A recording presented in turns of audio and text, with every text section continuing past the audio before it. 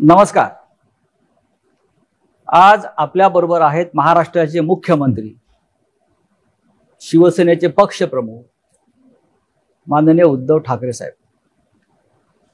आज संपूर्ण देश, महाराष्ट्र, संपूर्ण विश्व एका भयंकर संकटातून झुंज देत मार्ग काढण्याचा प्रयत्न करतो. आपल्या देशाची स्थिती चिंताजनक आहे.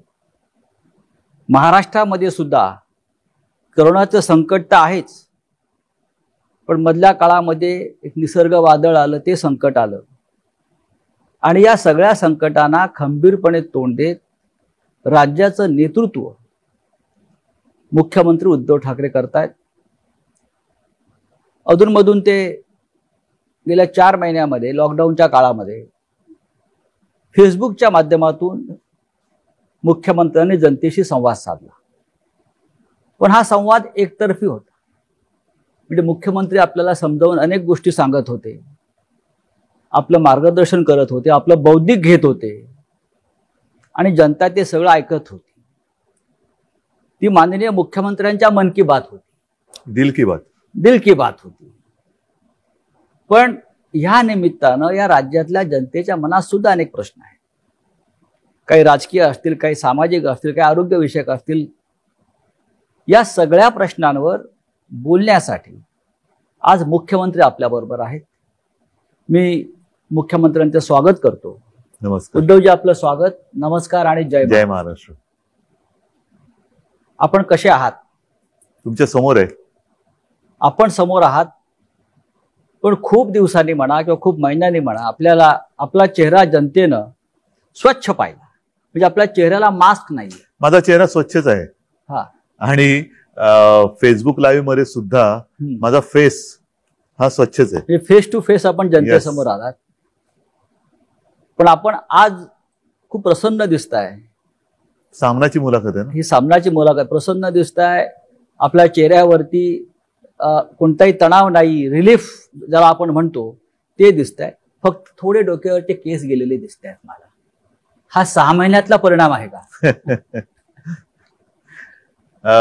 एक तर पहिली गोष्ट अशी की मगाशी आपण सांगितलं की फेसबुकच्या माध्यमातून मी जनतेशी संवाद साधला म्हणा किंवा त्यांचं बौद्धिक घेतलं म्हणा किंवा काही म्हणा. हो, त्याला काही म्हटलं तरी मी जनतेशी नातं तुटू दिलं नाही, जनतेशी माझा संबंध दुरावू दिला नाही. आणि त्यांच्या सोबत मी म्हणजे महाराष्ट्र सरकार हे खंबीरपणे खांद्याला खांदा लावून प्रत्येक संकटात, प्रत्येक पावली तुमच्या सोबत आहे हे मी सांगण्याचा प्रयत्न केला. आणि मला नक्कीच एका गोष्टीचा आनंद आहे की जनता माझ्यावरती म्हणजे सरकारवरती विश्वास ठेवते आहे, सरकारचं ऐकते आहे, सहकार्य करते आहे. आणि त्याच्यामुळे तुम्ही जे आता म्हणालात की माझ्या चेहऱ्यावरती ताण तणाव नाही, जनता सोबत असल्यानंतर कोणत्याही ताण तणावाची चिंता करण्याचं कारण नाहीये. एकदा काय जनता आहे, जनतेचा विश्वास आहे, तो विश्वास हा माझ्यासाठी खूप मोठं बळ देणार आहे. आणि तो विश्वास जोपर्यंत माझ्यासोबत आहे, हे बळ जोपर्यंत माझ्यासोबत आहे, तोपर्यंत मला ताण तणावाची पर्वा करण्याची आवश्यकता नाही. तेच म्हणतो की इतकं मोठं संकट असताना जगातले अनेक नेते तणावाखाली दिसत आहेत. रोज जनतेला एकच केस जे काय कमी झालेत असं वाटतं आपल्याला. एक तर बऱ्याच दिवसांतर कालच मी केस कापलेत. तोपर्यंत गेले 3-4 महिने स्वतःचे केस थोडेफार म्हणजे अनेकांनी हे राष्ट्रीय कार्य आपापल्या घरामध्ये अनेक वर्ष केलं. म्हणजे आत्मनिर्भरतेचा जो प्रधानमंत्र्यांचा संदेश आहे. नाही, मी असं नाही म्हणत, आत्मनिर्भर एवढंच. बरं, बरेच दिवस आपण जनतेच्या आरोग्याची काळजी घेत आहे. अजूनही आहे. म्हणजे आपल्याशी बोलताना सुद्धा माझ्या डोक्यामध्ये सगळे एक गोष्टी, ज्या काही माहिती आतापर्यंत माझ्याकडे येते. मी अनेक मुख्यमंत्र्यांची या काळामध्ये देशभरातल्या संवाद ऐकले, भाषणं ऐकली, प्रधानमंत्र्यांचं सुद्धा ऐकलं. किंबहुना आपल्याशी आपलं ऐकताना मला सारखं असं वाटायचं की जी जागतिक आरोग्य संघटना आहे, त्या जागतिक आरोग्य संघटनेला सुद्धा राज्याचे मुख्यमंत्रीच मार्गदर्शन करतायत. इतकं आपलं डॉक्टरी ज्ञान, वैद्यकीय ज्ञान आपल्या बोलण्यातून आणि एकंदरीत वर्तनातून दिसत होतं. हे डॉक्टरी ज्ञान आपल्याकडे आलं कुठून?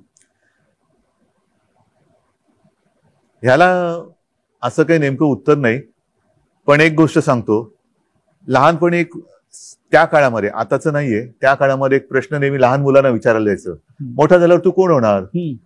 त्यावेळेला त्या मुलांची ती इच्छा तेव्हा ते व्यक्त करायचे. अर्थात प्रत्येक जण तसं काही झालाच असेल आणि झालाच नसेल असं नाहीये, परंतु वैद्यकीय शास्त्र हा माझ्यासाठी नेहमी कुतूहलाचा आणि अभ्यासाचा विषय राहिलेला आहे. अगदी कदाचित, म्हणजे नाही झालं ते बरं झालं, पण कदाचित एक शक्यता तेव्हा माझ्या मनात ही डोकत होती की डॉक्टर व्हावं. बरं, अरे वा. त्या दृष्टीने मी कधी असा काही प्रयत्न केला नाही, पण होमिओपॅथीचा मी तेव्हा अभ्यास करत होतो, जरूर करत होतो. आपल्या घराला परंपरा आहे. हो, माझ्या आजोबा असतील, आपले काका असतील, किंवा शिवसेना सुद्धा त्यातलं फार चांगलं ज्ञान. आणि मासुरा मासाहेब, तर तो एक आमच्याकडे बॉक्सच असायचा. त्याच्यामध्ये आता हे सगळं आर्सेनिकम अल्बम, हे ते सगळे एक बॉक्सच असायचा. कोणाला काय झालं तर घरच्या घरी ते उपचार केले जायचे. आणि तेव्हा होमिओपॅथीचे डॉक्टर्स आमच्याकडे यायचे. ॲलोपॅथी हा विषय खूप दूर होता. तो काळ एकूण वेगळा होता. आतासारखे सगळे उपद्व्यापी व्हायरस वगैरे बरं त्या जमान्यामध्ये असे फार त्रासदायक नव्हते, आणि एक चांगलं छान असं आयुष्य होतं. त्या काळामध्ये मी होमिओपॅथीचाही अभ्यास करत होतो. कळत नकळत ती जी काही आवड आहे ती आज सुद्धा थोडीफार जिवंत आहे. आणि अनेकदा, म्हणजे काही वर्षांपूर्वी तुमच्या लक्षात असेल, आपल्याकडे बीडला प्लेग आला होता. त्याही वेळेला मी शिवसेनेचं पथक पाठवलं होतं, डॉक्टर दीपक सावंत यांच्या नेतृत्वाखाली. ते तिकडे गेलं. मग औषधं कोणती लागतील, काय लागतील, ती औषधं कुठून आणायची, मुंबईमध्ये पूर आला तेव्हा कोणती औषधं लागतील, हे एक थोडंसं मी एक तळमळीने करत असतो. आणि आता सुद्धा हा एक विचित्र योगायोग आहे. ध्यानीमनी नसताना मुख्यमंत्री पदाची जबाबदारी माझ्या खांद्यावरती आली, आणि ती सुद्धा अशा वेळी आली की जागतिक एक आरोग्यविषयक आणीबाणी जणू काही त्यातनं आपण जातो असा हा काळ आहे. आणि त्यावेळेला ही जबाबदारी माझ्या खांद्यावर आली म्हटल्यानंतर मग त्याच्या खोलात जाणं हे फार महत्वाचं आहे. खूपच खोलात. हो, कारण त्याच्याशिवाय तुम्ही निर्णय घेऊ शकत नाही. नेमकं एखाद्याचं मूळ तुम्हाला कळल्याशिवाय तुम्ही निर्णयापर्यंत जाऊ शकत नाही. आज ह्या विषयावरती तज्ज्ञ असा कोणीच नाहीये जो तो अनुभवातून शहाणपण जे येतं तो अनुभव आपल्याला शिकवतोय, आणि त्यातून आपण शहाणे व्हायचं की नाही याचा त्याचा प्रश्न आहे, पण शहाणं होण्याचा आपण तरी प्रयत्न करतो. तुम्ही, असं मला वाटतंय की तुम्ही जनतेला मार्गदर्शन करता करता या सगळ्या विषयावर, राज्याचे जी आपली प्रजा आहे, आपण त्याचे पालक आहात. कोरोना बरोबर जगायला तुम्हीच शिकलेला आहात. सगळ्यांना शिकायला पाहिजे. कारण त्या फेसबुकच्या माध्यमातून, आणि असं काय नाही की अजून मी ते थांबवलेलं आहे. बरं, येत्या काही दिवसात मी परत करेन, कारण हे करत राहावंच लागेल. जोपर्यंत एक कोरोना सोबत जगणं आपण शिकत नाही आणि स्वीकारत नाही, तोपर्यंत ह्या काही गोष्टी अपरिहार्य म्हणून आपल्याला मानाव्याच लागतील, त्या कराव्याच लागतील. उगाचच फिरणं, उगाचच गर्दी करणं, ह्या काही अनावश्यक गोष्टी ह्या टाळाव्या लागतील. ठाकरे सरकार, आपण ठाकरे सरकारच म्हटलं पाहिजे, कारण असं जो नेतृत्व करतो त्याच्या नावानं सरकार ओळखलं जातं. पण ठीक आहे, मी नेतृत्व म्हणून हा एक भाग झाला, परंतु एक तर हे महाविकास आघाडी म्हणून 3 पक्षांचं सरकार सोबत समर्थक आपले जे अपक्ष आहेत त्यांचं सरकार आहे. आणि त्याहीपेक्षा महत्वाचं, ज्यांनी हा प्रयत्न स्वीकारला, ज्यांनी ह्या प्रयत्नाचं स्वागत केलं, त्या मायबाप जनतेचं हे सरकार आहे. त्या सरकारला 6 महिने झाले. 6 महिने गेले, फुकट 6 महिने होऊन गेले. खरं म्हणजे एखाद्या सरकारला किंवा एखाद्या मुख्यमंत्री पदाला 1 महिना झाला तरी उत्सव साजरा करतात. सध्या उत्सवाला बंदी आहे. आणि राज्यात व देशामध्ये अशी अनेक उदाहरणं आहेत की ज्यांना 2-4 महिनेही पंतप्रधानपदी किंवा मुख्यमंत्रीपदी राहता आलं नाही. आपण 6 महिन्याचा आपला पूर्ण झाला आणि अत्यंत व्यवस्थित तो पूर्ण झाला. हा 6 महिन्याच्या काळाकडे तुम्ही कसं पाहता? हा काळ कसा गेला? फार विचित्र पद्धतीने गेला. आपण जे म्हणालात ही गोष्ट खरी आहे की 1 महिना झाला, 100 दिवस झाले, 6 महिने झाले, हे सरकारचे वाढदिवस मोठ्या धूमधडाक्यात आतापर्यंत साजरे केले गेले. आता मला असं वाटतं विरोधी पक्षनेते पदाचे दिवस हे धूमधडाक्यात साजरे केले जात आहेत. अच्छा, असं दिसतं हे कोण. पण हे जे काही 6 महिने गेले, हे 6 महिने विविध आव्हानं घेऊन आले होते, आणि आव्हानं अजूनही संपलेली नाहीयेत. राजकीय आव्हान ठीक आहे, ते तर मी तुम्हाला सांगितलं, जोपर्यंत जनतेचं बळ माझ्यासोबत आहे, जनतेचा आशीर्वाद माझ्या सोबत आहे तोपर्यंत मी ह्या आव्हानाची पर्वा करत नाही. पण सुरुवातीच्या काळामध्ये जसं हे संकट ज्याचं कोणी अजूनही त्याचा आकार उकार किंवा नेमके पण काही ओळखू शकलेलं नाही असंही संकट आलं. एक गोष्ट लक्षात घ्या, आपत्ती ही काही नवीन नाहीये. आपत्त्या ह्या येत असतात, पण त्या आपत्त्या किंवा आपत्ती कशी असते, एक भीषण पूर येतो, भीषण भूकंप होतो, फार भयानक असते ती परिस्थिती. त्याच्यामध्ये एक सुनामी येते, एका क्षणात होत्याचं नव्हतं करून जातं. कदाचित असंही होतं की काही संकट जसं हे कोरोनाचं संकट आहे, हे जर आपण खबरदारी घेतलं नाही तर झपाट्याने लोक आजारी पडतात आणि मृत्युमुखी पडतात. पण ही जी संकट असतात, वादळ असतं, जसं निसर्ग वादळाचा उल्लेख तुम्ही केला, भूकंप असतो, हे एका क्षणात निमिषार्धात ज्याला म्हणतो ते होत्याचं नव्हतं करून टाकतात. आणि त्याच्यानंतर आपल्याला फार जिकरीने जी लोक त्याच्यामध्ये अडकली असतील त्यांना सोडवण्याचं काम करावं लागतं, त्यांचं पुनर्वसनाचं काम करावं लागतं. परंतु त्यावेळेला कसं असतं की एकदा ते होऊन गेल्यानंतर आपण तिकडे आपल्याला कळते की कुठे कुठे काय काय बिघडलेलं आहे किंवा काय. जसं आता निसर्ग चक्रीवादळ, सुदैवाने त्याच्यामध्ये आपल्याला सुरुवातीपासून जरा काळजी घेतली म्हणून प्राणहानी ही कमीत कमी आपण ठेवू शकलो. तेवढी सुद्धा होता कामा नव्हती, पण ती कमीत कमी आपण ठेवू शकलो, मर्यादित ठेवू शकलो. आता तिकडे विजेचे खांब उन्मळून पडले, झाडं वृक्ष बागा त्याचं नुकसान झालं, घरांचं नुकसान झालं, शेतीचं नुकसान झालं. ह्याची नुकसान भरपाई आता आपण करत चाललेलो. नुकसान पण एकच सेकंद, हे जे संकट आहे करोना, हे अजूनही संपत नाहीये. म्हणजे मी फेसबुक लाईव्ह मध्ये एकदा म्हटलं होतं, सरणार कधी रण. हे रण कधी सरणार हेच कळत नाही अजूनही. रण मानताय, रणच आहे, रणकंदन आहे मोठं जागतिक. जसं मी मागेच म्हटलं होतं की वर्ल्ड वॉर आहे, तिसरं वॉर अगेन्स्ट व्हायरस.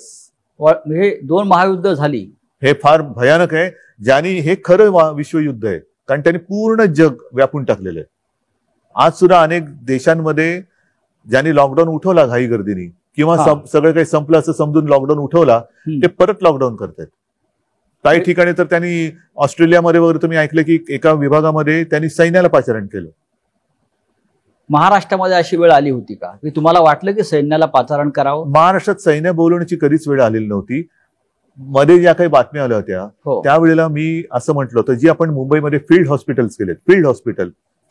कारण संकट म्हणजे ही साथ म्हटल्यानंतर साथ असते. एका झपाट्यामध्ये ती किती जणांना कवेत घेईल हे आपण सांगू शकत नाही.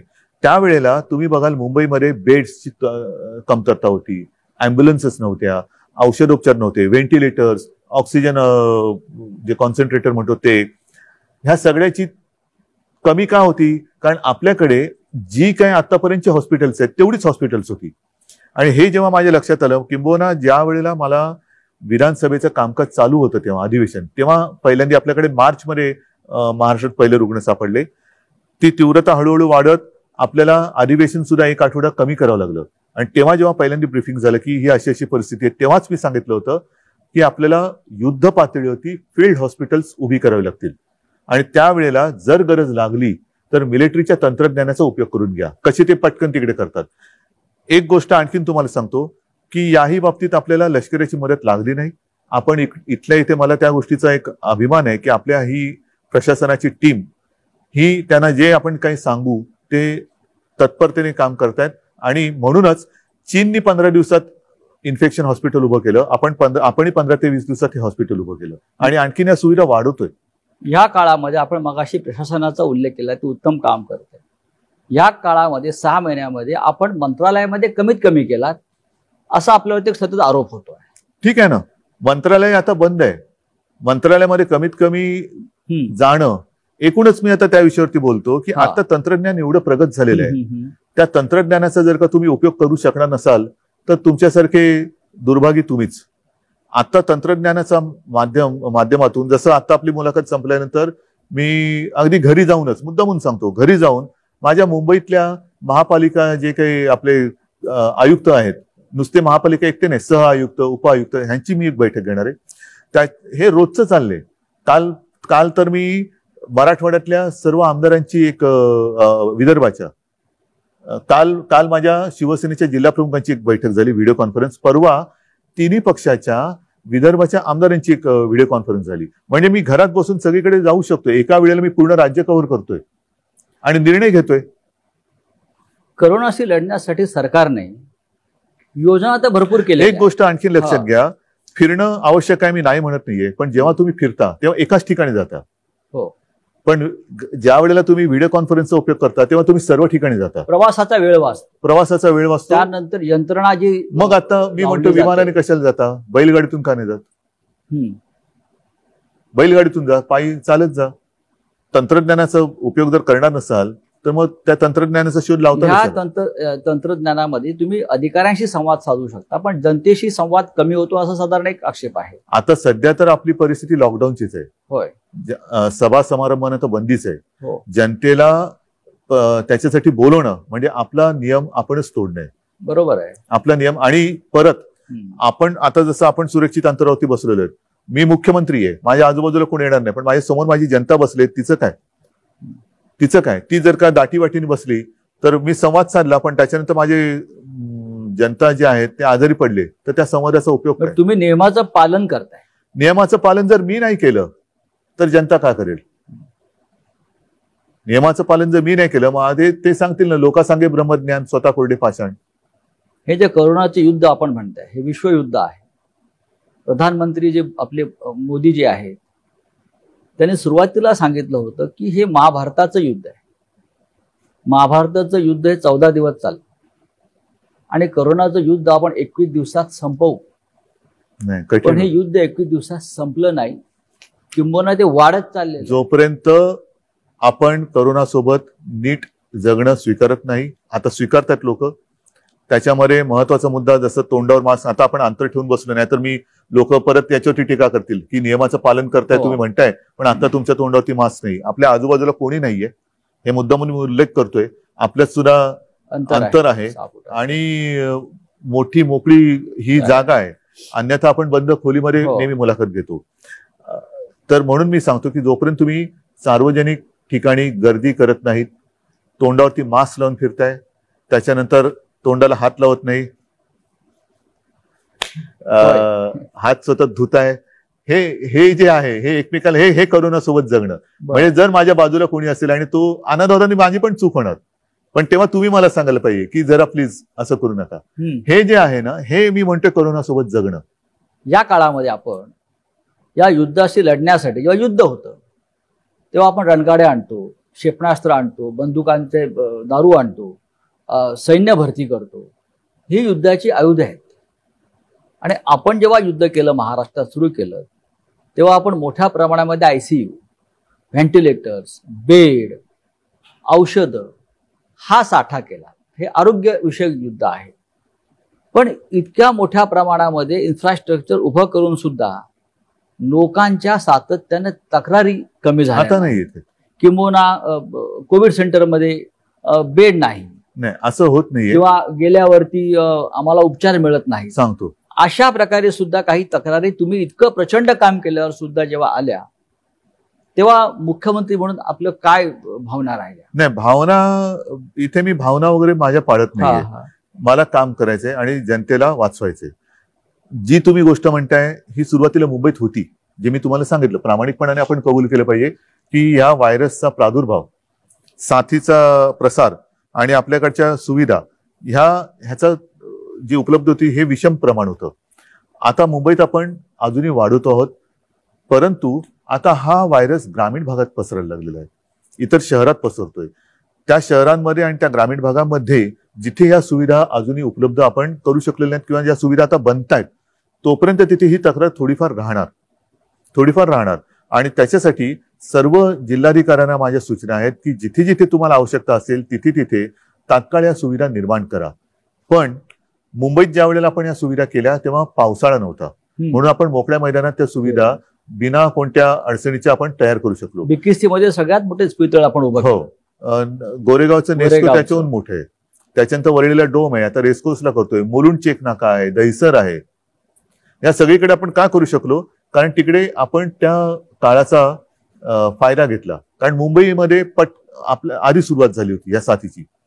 आता काय होते, आता गावामध्ये किंवा इतर शहरांमध्ये पाऊस आता लागलेला आहे, त्याच्यामुळे अशी मैदानं तुम्हाला मिळणार नाही. बरं, या मैदानात सुद्धा नुसते आपण तंबू नाही टाकले, तिथे सुद्धा टॉयलेटची सोय ही परमनंट, म्हणजे त्याच्यासाठी सुद्धा सिवेज लाईन वगैरे टाकून घेतली, पाण्याची लाईन टाकली, म्हणजे कुठेही नंतर त्रास होता कामा नये ह्याची खबरदारी घेऊन या सुविधा तयार केल्या. आता गावागावात किंबहुना इतर शहरांमध्ये आपल्याला जे मोठे हॉल असतील किंवा काही ठिकाणी गोडाऊन्स असतील जे कव्हर्ड आहेत ऑलरेडी, अशा ठिकाणी आपल्याला ह्या कराव्या लागतात. किंवा ते जर का नसेल तर काही रिकाम्या बिल्डिंग आहेत का, आजही काही ठिकाणी आपण शाळा, कॉलेजेस किंवा हॉस्टेल्स हे क्वारंटाईनसाठी घेतलेले आहेत, कारण तात्काळ आपल्याकडे दुसरं काहीच नव्हतं. हे इतकं करून सुद्धा देशामध्ये रुग्ण वाढतातच आहेत. 10 लाखाच्या वर रुग्ण देशामध्ये गेले, त्याच्यापेक्षा जास्त आकडा हा असावा. महाराष्ट्राचा आकडा हा 3 लाखावर गेला. 3 लाख एकूण म्हणजे पहिला रुग्ण जो आता बरा होऊन घरी गेलेला आहे त्याला सुद्धा त्याच्यात पकडलं जाते. आणि मुंबई 1 लाखावर गेले. हो, पण आता जे बरे होऊन गेले तो त्याच्यामधले फिगर दिल्या जात नाही, तो धरता कामा नाही ना. तुम्ही तुमच्या महाराष्ट्राला किंवा देशाला पंतप्रधान किती असं विचारता का? मग नेहरूंपासून पंतप्रधान धरणार का? महाराष्ट्रामध्ये सुद्धा यशवंतरावांपासून मुख्यमंत्री धरणार का? असे सगळे मुख्यमंत्री किंवा सगळे पंतप्रधान एकत्रित धरत नाहीत. आत्ता किती पंतप्रधान? 1. आता किती मुख्यमंत्री? 1. आतापर्यंत कोण कोण होऊन गेले? हे होऊन गेलेले. म्हणजे आता आकडा कमी होतो. कमीच आहे. असं नाही मी म्हणत, काही ठिकाणी वाढतोय. एक आणखीन महत्वाचा मुद्दा घ्या लक्षात की ही साथ आहे, आकडा वाढतोय, तो थोडा वाढणार, पण याच्यामध्ये आपल्याला लवकरात लवकर तो रुग्ण ओळखून किंबहुना रुग्णाला जर का तशी लक्षणं आढळली तर त्यांनी लवकर पुढे आलं पाहिजे. मृत्यूदर कमी ठेवणं, औषध नसताना सुद्धा, औषध कोणते नाहीये पण त्याच्यावरती इतर जे काय आता उपलब्धता आहे त्याच्यानुसार उपचार करून मृत्यूचं प्रमाण कमी ठेवणं हे आता आपलं मोठं आव्हान. या क्षणी मुंबई नियंत्रणामध्ये येत असताना अजून मी त्याच्यावर तर काय बोलत नाही. एक हा. मिनिट, असं अजिबात मी बोलणार नाही, कारण असं जर का आपण समज करून घेतलं तर आपण गाफील राहू. त्याच्यामुळे कृपा करून तुम्ही त्या आकड्यांकडे लक्ष देऊ नका. पण आज मुंबईच्या बाहेरची शहरं आहेत, कल्याण, डोंबिवली, ठाणे, नवी मुंबई, अंबरनाथ, पुणे, पिंपरी चिंचवड, हे भाग जास्त संक्रमित झालेले आहे. आणि ती चिंतेची गोष्ट वाटते सगळ्यांना, कारण एकतर हे दाटीवाटीच्या जागा आहेत, नोकरी धंद्याच्या जागा आहेत, औद्योगिक वसाहती आहेत, आणि हाच पुणे, पिंपरी चिंचवडला परत लॉकडाऊन करावा लागला, ठाणे, कल्याण, डोंबिवलीला परत लॉकडाऊन करावं लागलं, नवी मुंबईमध्ये सुद्धा संकट वाढत आहे, चंद्रपूर सारख्या ठिकाणी सुद्धा रुग्ण वाढत आहेत, नागपूरला चित्र वाईट दिसलं. ही वेळ परत परत लॉकडाऊन करण्याची का आली? सांगतो, ही केवळ आपल्यावरती चालेल नाहीये. हे जी सुरुवातीला मी म्हटलं हे जागतिक कटू सत्य आहे. जागतिक कटू सत्य आहे. आपल्याकडे नेमकेपणाने बोलणार किंवा तसं सल्ला देणारं जगामध्ये कोणी नाहीये. एका बाजूला लॉकडाऊन केला पाहिजे का, तर त्याला विरोध करणारे अनेक शहाणे आहेत. लॉकडाऊनने काय साधलं, लॉकडाऊन म्हणजे उपचार आहे का, लॉकडाऊनने आर्थिक संकट येते, लॉकडाऊनने अर्थव्यवस्था. ठीक आहे बाबा, तुम्हाला मग आम्ही उडून देतो. मग इकडे लोक जर का दुर्दैवाने त्यांना काही मृत्युमुखी पडले तर तुम्ही घेणार का जबाबदारी? जे आज जे सरकारच्या दारी येऊन बसलेत दार उघड म्हणून टाहो फोडतायत, दारं उघडायला हरकत नाहीयेत, पण दारं उघडल्यानंतर तुम्ही जबाबदारी घेणार आहात का? अर्थव्यवस्था ही, म्हणून आपण काय करतोय, माझं मत असं आहे की आता लॉकडाऊन शब्द न वापरता, मी असं कधीच म्हणणार नाही की लॉकडाऊन मी उठवतोय, नाही, अजिबात नाही, पण मी हळूहळू एक एक गोष्टी उघड करत चाललोय. आणि प्रयत्न माझा असा आहे की एकदा उघडलेली गोष्ट परत बंद होता कामा नये. त्याच्यामुळे नुसता आरोग्याचा विचार करूनही चालणार नाही, नुसता अर्थव्यवस्थेचं पण चालणार नाहीये. जे केवळ आणि केवळ अर्थव्यवस्थेची चिंता करतायत त्यांनी आरोग्याची चिंता थोडीफार तरी केली पाहिजे. आणि जे केवळ आणि केवळ आरोग्याची चिंता करतात ते आजच्या घडीला ते सत्य असलं तरी थोडीफार आर्थिक चिंता पण केली पाहिजे. आणि ह्याचं तारतम्य ठेवून ही तारेवरची कसरत आहे. कोरोना बरोबर जगायला शिकायचं म्हणजे तारेवरची कसरत करायला शिकलं पाहिजे. आणि दुसरा महत्वाचा मुद्दा, मुंबईच्या आसपासच्या परिसरात जो काही थोडा प्रादुर्भाव वाढतोय, या व्हायरसचा एक वागणुकीचा तुम्ही जर का हे बघितला आलेख, तर हा व्हायरस गुणाकार करत जातो. आणि जिथे पहिली सुरुवात होते तिथे सुरुवातीला तो पीकवरती जातो, शिखरावर जातो, आणि मग तो फ्लॅट होऊन मग कमी येतो. जिथे उशिरा होतं तिकडे तो उशिरावर पीकवर जातो. ह्या परिसरामध्ये जिथे उशिरा सुरू झालेला आहे तिथे तो पीकवरती उशिरा चाललेला आहे. त्याच्यामुळे हा परिसर आणि ही शहरं ही कालांतराने बाहेर पडतील. तुम्हाला कोरोनावर डॉक्टरेट मिळाली पाहिजे, रिसर्च. तेवढा अभ्यास नाही केला तर मी मुख्यमंत्री म्हणून काय, देशातल्या मुख्यमंत्र्यांमध्ये कोरोनावरती इतका खोलवर अभ्यास करणारा आपण एकमेव मला मुख्यमंत्री दिसतो. मी नुसता मी फिरत नाही, घरी बसतो म्हणून अभ्यास होतो. अभ्यास न करता फिरणं आणि न फिरता अभ्यास करणं, तुम्हाला काय पाहिजे तुम्ही ठरवा. विरोधी पक्षनेते फार फिरायला लागले. मी नाही बोलत काही. आणि आपले विरोधी पक्षनेते देवेंद्र फडणवीस हे काल दिल्लीत होते 2 दिवसापूर्वी. तिथली कोरोनाची परिस्थिती बघत होती आणि त्यांचं असं म्हणणं आहे दिल्लीत तिथल्या परिस्थितीबद्दल काय बोलले नाहीत ते. अच्छा. नाही म्हणजे मी काय तिथे जाऊन दिल्लीत जाऊन विरोधी पक्षनेते महाराष्ट्राच्या भयावह परिस्थितीविषयी बोललेले आहेत. ह्याचं कारण का की त्यांनी त्यांचा जो फंड आहे तो महाराष्ट्राचा फंड दिल्लीत दिला म्हणून सगळ्या गोष्टी ती दिल्लीत जाऊन करतात. हे तुमचं म्हणणं जरी मी खरं मानलं किंवा राज्य खरं मानत असेल, त्याच्यावरती खूप टीका सुद्धा झाली, पण राज्यातल्या परिस्थितीचे भयावह परिस्थितीचे अपडेट्स त्यांनी प्रधानमंत्र्यांना भेटून देणं कितपत योग्य आहे? म्हणजे ही चर्चा मुख्यमंत्र्यांनी करायला हवी. मी अशा कोण काय म्हणते याच्याकडे लक्ष देत नाही. मी पुन्हा पुन्हा सांगतोय, मी माझ्या कामाची प्रामाणिक आहे, माझ्यावरती माझ्या जनतेचा विश्वास आहे. तोपर्यंत हे तर ठीक आहे, हे बोलतील. आणि कदाचित त्यांची पोटदुखी अशी असेल की कुठेही न जाता कुठेही न फिरता ज्या एका संस्थेने, ती संस्था कोणती मी अजून बघितलेली नाहीये, देशातल्या सर्वोत्तम मुख्यमंत्र्यांमध्ये महाराष्ट्राच्या मुख्यमंत्र्यांची निवड केली, ही सुद्धा पोटदुखी असू शकेल. कारण कोरोनाची लक्षणे वेगवेगळी आहेत. अच्छा, पोटदुखी एक लक्षण आहे? नाही, वेगवेगळी आहेत. आता तर म्हणतात सर्दी खोकला ताप हे आहे. सर्दी खोकला ताप, चव जाणे, अंगावरती रॅश येणे, काही जणांची बोटं काळी निळी पडतात. त्याच्यामध्ये आता नवीन लक्षण ही पोटदुखी आहे. पोटदुखी तर असूच शकते. अच्छा, मग हे पोटदुखीतून आले म्हणजे नाही, आता थोडंसं मी गांभीर्याने सांगतोय की म्हणजे खरंच सांगतोय, ही मस्करी नाहीये. आपल्यामध्ये एखादा अनपेक्षित काहीतरी बदल झालाय किंवा अनपेक्षित आपल्याला आपल्याबद्दल काही लक्षात आले तर तेही कोरोनाचं लक्षण असू शकतं, असा एक अभ्यास आहे. अरे वा. त्याच्यामुळे असं जर का कोणाला काही लक्षण विचित्र, कारण नाक वास जाणं, चव जाणं, आपण सगळीकडे होर्डिंग्स लावलेत की शिंकताना खोकताना तोंडावरती रुमाल ठेवा, इकडे इकडे थुंकू नका. प्रत्यक्षात सर्दी खोकल्याची साथ तशी मोठ्या प्रमाणात मिळाली. ताप येणं आहे, काही जणांची चव जाते, वास जातो, किंबहुना बोटं हिरवी निळी किंवा काळी निळी पडतात. तर असं वेगळं काहीतरी म्हणजे सरकार राज्यामध्ये सत्ता परिवर्तन झाल्यापासून अनेकांचं आयुष्य बेचव झालेलं आहे. असू शकतं, त्याचा परिणाम असेल असं आपल्याला असू शकेल, मानलं पाहिजे. पण विरोधी पक्षाच्या नेत्यांनी, विरोधी पक्ष ही संसदीय लोकशाहीतली एक महत्वाची संस्था आहे, फार जबाबदार संस्था आहे. आणि या महाराष्ट्रामध्ये मी असं म्हणेन की लोकशाहीच्या सुदैवानं विरोधी पक्ष फार मजबूत स्थितीमध्ये असताना त्या विरोधी पक्ष नेत्याने राज्याच्या प्रश्नावर मुख्यमंत्र्यांशी चर्चा केली पाहिजे असे संकेत आहेत. ते संकेत पाळले जात नाहीत असं आपल्याला वाटत नाही का? मी 1-1.5 महिन्यापूर्वी साधारणतः सर्व पक्षांच्या नेत्यांची एक बैठक घेतली होती. बरं. येत्या काही दिवसात ती मी परत घेणार आहे. परंतु त्यावेळेला मी त्यांना मोकळेपणाने सांगितलं होतं की आपणही मोकळेपणाने आपली जी काही निरीक्षणं असतील, काही सुधारणा असेल, राजकारण तर ते आपल्या 5वीलाच पुजलेले आहे. सर्वदा राजकारण एके राजकारण, पण हा जनतेच्या जीवाशी खेळ होतोय. जर एखादी गोष्ट आपण म्हणता, मी मान्य करेन की कुठेही अजूनही कोविड सेंटरमध्ये थोडीशी दुरावस्था असेल, असू शकेल. मी असं नाही म्हणणार की असं नाहीच आहे, पण असेल तर ती मी सुधारवली पाहिजे. कारण शेवटी ती सुविधा मी जनतेसाठी केलेली आहे आणि त्याच्यात जर का कुठे काही उणीव असेल तर ती दूर केली गेलीच पाहिजे. आता सुद्धा आपल्याकडे काही काही औषधं गेल्या काही महिन्यामध्ये एक त्याच्यावरती शोध लागतोय आणि ती वापरली जात आहेत. आणि मी मुद्दामून सांगतो, WHO असेल किंवा आणखीन काही असेल, आपल्याला दूरचित्रवाणी किंवा वृत्तपत्रातनं कळतं की ब्रेक थ्रू, त्याच्यामध्ये एक ते स्टिरॉइडचं नाव आलं, डेक्सोना, ज्याला आपल्याकडे डेक्सोना म्हणून म्हणतो. मी टास्क फोर्सला विचारलं, ते म्हणाले साहेब हे औषध आपण स्टिरॉइड आपण गेले 2 महिने ऑलरेडी वापरतो. बरं. आता ते सुद्धा कधी द्यायचं, किती द्यायचं, हे प्रमाण हे डॉक्टरांनी ठरवायचं असतं. आणि म्हणून प्रत्येक रुग्णाला हे औषध मिळालंच पाहिजे हा आग्रह आपण नाही धरता कामा, ते डॉक्टरवरती सोपवलं पाहिजे.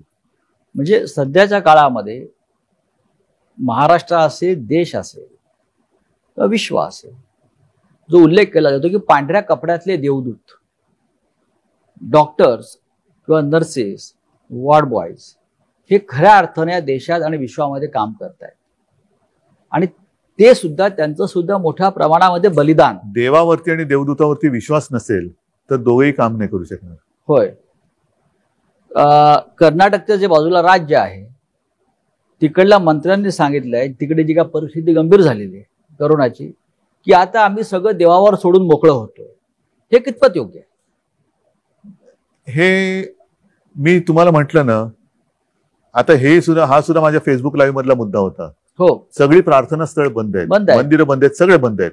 मग देव आहे कुठे? देव कुठे गेला? तर तो देव आपल्यात आहे. आपण एकमेकाला सावरणं, आपल्या डॉक्टरांच्या रूपातनं तो आपल्याला मदत करतोय. त्याच्यानंतर जसं मी म्हटलं की एक जनजागृती, एकमेकाला सावरणं, हा सुद्धा फार त्याच का एक हे आहे. असं पूर्वी आम्ही शाळेमध्ये असताना पिक्चर बघायचो, त्याच्यामध्ये देवा दिखायच्या त्या हातात अशी किरणं निघतात आणि तो चमत्कार होतो. कोणतरी मृत्युमुखी पडलेला पुन्हा जिवंत होतो, आजारी पडलेला पुन्हा बरा होतो. तर ते शेवटी देवाचा आशीर्वाद म्हणजे ते औषधाच्या रूपाने त्याला मिळणं, वेळेवरती रुग्णसेवा मिळणं, या सगळ्या गोष्टी ही तीच गोष्ट आहे. मला असं वाटतं शरद पवार काल ह्या विषयावरच बोललेले आहेत का? काय शरद पवार असं बोलले आहेत की अयोध्येतलं जे राम मंदिर उभं राहत आहे त्याच्यापेक्षा करोनाची चिंता जास्त आहे. मंदिराच्या माध्यमातून करोना बरा होणार नाही. करोनासाठी आपल्याला अशा प्रकारे आपण म्हणताय डॉक्टर, बरोबर आहे ना, डॉक्टर्स पाहिजेत. आज डॉक्टरांची आणखीन एक गोष्ट काय आहे की आपण ज्या सुविधा निर्माण करतो आहोत, त्या सुविधा काही रुग्ण बऱ्या नाही करणार आहेत. त्या सुविधांच्या बरोबर डॉक्टर्स पाहिजेत. आपण मी आधीच म्हटलं होतं ना की जम्बो फॅसिलिटी, जम्बो म्हणजे मी काय बेडचं दुकान नाही काढलेलं, फर्निचरचं दुकान नाही काढलं, प्रदर्शन नाही भरवलं.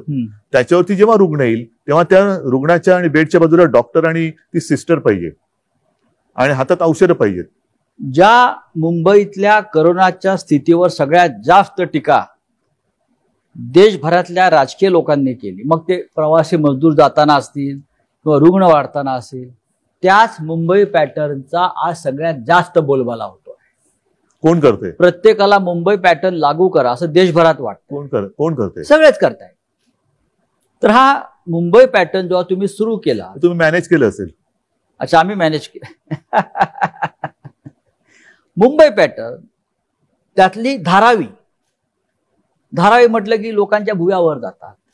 पण मोठं आव्हान आहे. पण जागतिक आरोग्य संघटनेनं फक्त धारावीचा उल्लेख केला आणि धारावी पॅटर्न हा उल्लेख केला. हे मला असं वाटतं या सरकारचं सगळ्यात मोठं यश आहे.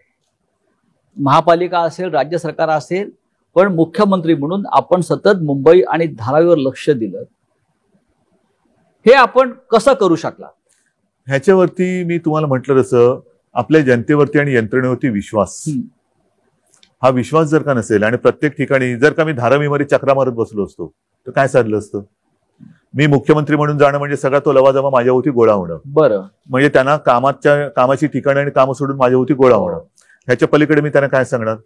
पण एक गोष्ट नक्कीच समाधानाची आहे की WHO धारावीचा उल्लेख केला.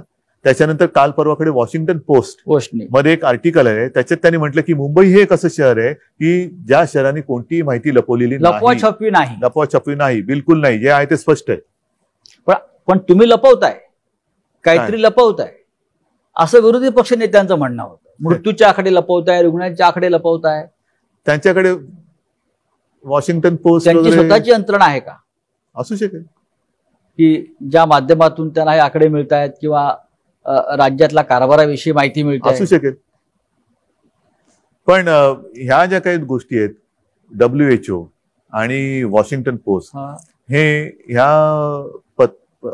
वृत्तपत्रात आणि त्या हेल्थ ऑर्गनायझेशननी देणं हे एक फार मोठं गौरवाची गोष्ट आहे. त्याच्यामुळे मी या गोष्टींकडे बाकीच्या मी त्याच्याकडे लक्ष देत नाही. धारावीत आपल्याला यश मिळत आहे. मी अजूनही बोलत नाही, कारण अजूनही संकट पूर्ण टळलं पाहिजे. आणि जर का मी कोणाचं आता मोठं कौतुक केलं तर गाफीलपणा मला नकोय, गलथानपणा नकोय. मुंबई सुद्धा हळूहळू स्थिरस्थावर होत आहे. पण मुंबईच्या रस्त्यावरती वडापाव कधी मिळणार? त्याच्यासाठी सुद्धा आपली ही हळूवार वाटचाल त्याच दिशेने चालू आहे. हो, जोपर्यंत मुंबईच्या रस्त्यावरती लोकांना वडापाव मिळत नाही तोपर्यंत मुंबई सुरळीत झाली असं कोणी या देशामध्ये मानणार नाही. वडापाव आहे, बऱ्याच गोष्टी आहेत. बर, दुसरा एक विषय महत्वाचा येतो आहे की या संपूर्ण 4 महिन्याच्या काळामध्ये आपण मंदिरांनाही लॉकडाऊन केलंय, देवही बंदिवान आहेत. देव आपलेच आहेत. मंदिराची टाळी कधी उघडणार? देव म्हणतात मी तुमच्यात आहे. बरं. आणि त्याच्यामुळे तुम्ही मंदिरात येऊ नका, तुम्ही हे पहिले सांभाळा. जसं गाडगेबाबांचा एक उल्लेख, माझ्या आजोबांनी मला ती सांगितलेली गोष्ट मला त्यांच्या चरित्रात पण लिहिलेली आहे. गाडगेबाबा पंढरीला जायचे, पंढरपूरला यात्रा असायची, वारी. जसं ती या वेळेला वारी होऊ शकली नाही आणि गाडगेबाबा जायचे ते दर्शनाला मंदिरात जायच्या आधी किंवा ऐवजी चंद्रभागेचा काठ हा सकाळ झाली का खराट घेऊन साफ करायला जायची. आणि त्यांना कोणी विचारलं काय बाबा दर्शन घेतलं का, तर अरे हे बघ हा माझा विठोबा आहे. अच्छा. हे गोरगरीब माता भगिनी मायेबाप सगळे आलेले आहेत, इकडे ही सगळी अस्वच्छता माजली तर रोगराई येईल, मग त्याचं काय होणार. त्याच्यामुळे ते त्याची सेवा कर सांगायची. आपण आणि ते स्वतः हे घेऊन आता आम्ही त्यांच्या नावाने अभियान करतो, पण स्वतः काय करतो, स्वच्छ केलेल्या कोपऱ्यामध्ये जाऊन झाडू मारून फोटो काढतो. गाडगे महाराजांची परंपरा महाराष्ट्राला जशी लाभली आहे तशी ठाकरे कुटुंबाला आहे ना. त्याच्यामुळे काही गोष्टी या माझ्या आजोबांकडनं त्यावेळेला मी त्यांच्या आठवणीच्या स्वरूपात ऐकलेल्या आहेत. आता महाराष्ट्रामध्ये अनलॉक 2 सुरू आहे. अनलॉक शब्द सोडा, अनलॉक लॉक ज्याला तुम्ही पुनश्च हरिओम म्हणतोय किंवा मिशन बिगिन अगेन, होय, ते करताना नीट तो समजून घ्यायला पाहिजे विषय की लॉकडाऊन हा केलेला आहेच, लॉकडाऊन आहेच. त्याच्यामुळे ह्याच्यानंतर काय होणार, त्याच्यानंतर काय, लॉकडाऊन आहेच. पण आपण एक एक गोष्टी सोडवत चाललेलो आहोत, त्यातनं हळूहळू एक एक गोष्टी बाहेर काढतोय. नाहीतर काय होईल, lockdown 1, lockdown unlock 1, lockdown 2, unlock 2, lockdown 2, ह्या गोष्टी या तांत्रिक गोष्टी नाही. म्हणजे तुम्ही घाईघाईने एखादी लॉकडाऊन केला तेही चूक आहे, घाईघाईने लॉकडाऊन उठवला किती काळ असं बसणार, मग हे कधी होणार ते कधी होणार. लोक कंटाळले करता आहे, पण कंटाळा घालवण्यासाठी म्हणून लॉकडाऊन केलेलं नाही, उघडायचं असं नाहीये. लोकांच्या पोटापाण्याचा प्रश्न आहे. त्याच्यासाठी एकदम जर का घिसाडघाईने उघडलं आणि साथ प्रचंड वाढली आणि जीवच गेला तर पोटपाण्याचं काय करणार. काही ठिकाणी कारखान्यांमध्ये सुद्धा जर काही साथ घुसली तर काय होणार. आणि म्हणून मग एक गोष्ट स्वीकारायला पाहिजे की मग कोरोनाचं काय होईल ते होईल, किती माणसं मृत्युमुखी पडतील ते पडतील, पण आम्हाला लॉकडाऊन नको. आहे का तयारी? अमेरिकेत जसं केलंय, हा तयारी आहे का? माझी नाही तयारी. न्यूयॉर्कला आहे, असेल, माझी नाही तयारी. मी म्हणजे ट्रम्प नाहीये. मी माझ्या डोळ्यासमोर माझी माणसं अशी तळमळताना हे करताना बघू शकत नाही, अजिबात नाही. त्याच्यामुळे एक गोष्ट ठरवा की लॉकडाऊन गेला खड्ड्यात, जीव गेला तरी 72, पण आम्हाला लॉकडाऊन नको. रेल्वे सुरू होत नाही अद्याप, लोकांनी प्रवास कसा करायचा. म्हणूनच मी म्हणतो ना की एकदा काहीतरी ठरवा, इस्पार या उसपार. आणि जर का दोन्ही सांभाळायचं असेल तर मी म्हटलं तसं रेल्वे रुळावरनच चालली पाहिजे, तशी ती तारेवरची कसरत आहे, तारेवरची कसरत आहे. तुम्ही रेल्वे सुरू करणार की नाही असा प्रश्न आहे माझा. नाही, बंद करण्यासाठी आम्ही काय केलं, रेल्वे ही मुंबईची लाईफलाईन आहे. रेल्वे सुरू करूया, वडापाव सुरू करूया, सगळं सुरू करूया, पण एकदा काहीतरी एक टोक स्वीकारा. घाई गडबडीने घिसाडघाईने तुम्हाला हे करायचंय आणि मग काय आपल्या घरात कुटुंब याच्यामध्ये आजारी पडतात आणि काही मृत्युमुखी पडतात. मग कुटुंब मृत्युमुखी पडल्यानंतर घराला जे टाळं लागेल ते टाळं, ते लॉकडाऊन कोण उघडणार. घराचं जो काय लॉकडाऊन होईल, कुटुंब जर का याच्यात गेलं तर त्या घराचं टाळं कोण उघडणार. आणि म्हणून ते टाळं नको असेल तर या गोष्टी टाळा. शिक्षणाचा पूर्ण बट्टाबोळ झालाय जगभरात. आणि महाराष्ट्रात सगळ्यात विषय जो सध्या चर्चेला जातो आहे तो म्हणजे पदवी परीक्षेच्या ज्या अंतिम वर्षाचं काय करायचं. तो निर्णय घेतलाय, कारण याच्यामध्ये राज्यपालांचं एक मत आहे. नाही, पण आता राज्यपालांसुद्धा मला सरकारचं एक मत आहे. आपण कोणत्याही परिस्थिती, कारण आता काही ठिकाणी बघा, तुम्ही मला प्रश्न विचारतानाच दोन्ही बाजूनी प्रश्न विचारताय. एका बाजूने म्हणताय की हे कधी होणार आणि दुसऱ्या बाजूला म्हणताय की हे पण होतंय. म्हणजे एका बाजूला म्हणताय हे उघडणार कधी, दुसऱ्या बाजूला म्हणताय की तुम्ही राज्यात इतर राज्यांमध्ये पुन्हा लॉकडाऊन होते. होय, मग हाच तो माझा महत्वाचा मुद्दा आहे. काही ठिकाणी शाळा सुरू केल्या आणि त्यातली मुलं बाधित झाली. असं कोणी समजू नका की मुलांना हा कोरोना होत नाही. 6 महिन्याच्या बाळाला सुद्धा कोरोना झाला, तो बरं झालं. चित्र आलंय दक्षिण कोरियामध्ये शाळा परत बंद कराव्या लागल्या, अनेक देशात बंद. मग त्याचा खेळखंडोबा किंवा बट्ट्याबोळा आहे की नाही. मग या शिक्षणासाठी शेवटी महाराष्ट्राला शिक्षणाची फार मोठी परंपरा आहे. सगळ्या देश जगाला आहे, मुंबई महाराष्ट्राला आहेच ना. शिक्षण हे जीवनावश्यक गोष्टीपैकी एक आहे.